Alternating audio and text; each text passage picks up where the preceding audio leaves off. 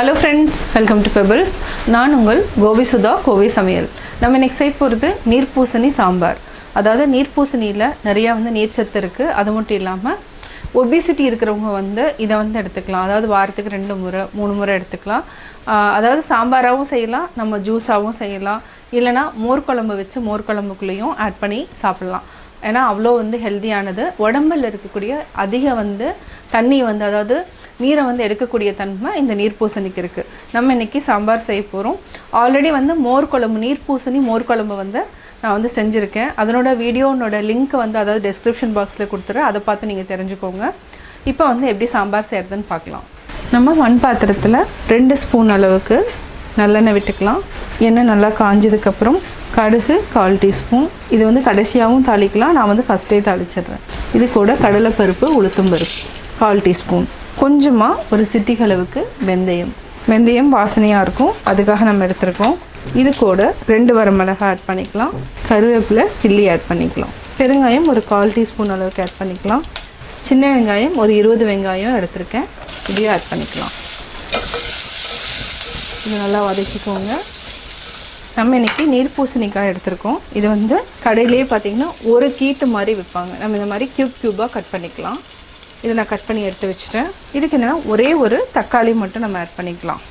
வெங்காயம் டிரான்ஸ்பரண்ட் ஆகிடுச்சு. இப்போ நம்ம தக்காளியை ஆட் பண்ணிக்கலாம். ஒரே ஒரு தக்காளி ஆட் பண்ணாலே போதும். இது கூட கொஞ்சமாக உப்பு சேர்த்துக்கலாம். கல்லுப்பு ஆட் பண்ணிக்கலாம். இப்போ நம்ம நீர்ப்பூசணியை நம்ம ஆட் பண்ணிக்கலாம். நல்லா பரட்டி விடுங்க.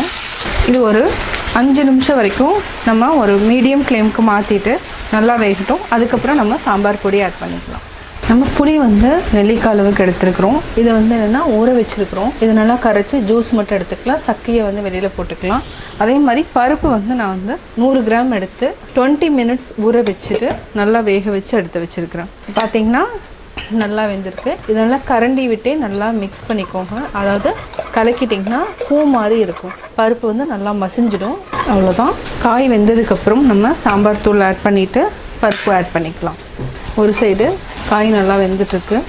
இது டைம் ஆக என்னென்னா இந்த காயில் இருக்கிற தண்ணியே ஜாஸ்தி ஆகும். நம்ம தண்ணி ஆட் பண்ணவே இல்லை. பார்த்திங்கனாவே தெரியும் தண்ணி நிறையா இருக்குது. ஒரு 3 நிமிஷம் ஆயிருக்கு. நல்லா கொதிச்சிருச்சு. இப்போ நம்ம சாம்பார் தூள் ஆட் பண்ணிக்கலாம். சாம்பார் தூள் எது வேணாலும் ஆட் பண்ணிக்கலாம். நான் இன்றைக்கி ஆச்சி சாம்பார் தூள் ஆட் பண்ணுறேன். 1/2 டீஸ்பூன் அளவுக்கு ஆட் பண்ணியிருக்கிறோம். இதை நல்லா மிக்ஸ் பண்ணி விட்டுட்டு இன்னும் ஒரு 3 நிமிஷம் வரைக்கும் மூடி வச்சுக்கலாம். காய் நல்லா வெந்துட்டோம். அதுக்கப்புறம் நம்ம வேக வச்ச பருப்பை ஆட் பண்ணிக்கலாம். இப்போ நம்ம வேக வச்ச பருப்பை ஆட் பண்ணிக்கலாம். நல்லா மிக்ஸ் பண்ணி விடலாம்.